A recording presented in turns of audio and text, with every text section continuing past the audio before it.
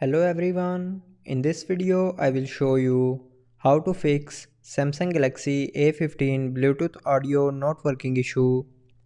So to fix this issue, first of all open settings. Now in settings scroll down and here click on apps.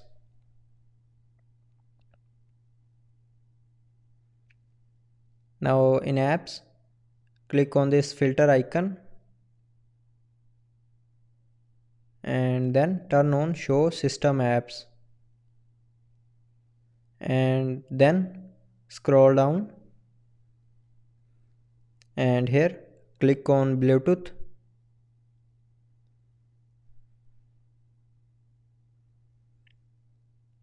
and then go to the storage of Bluetooth.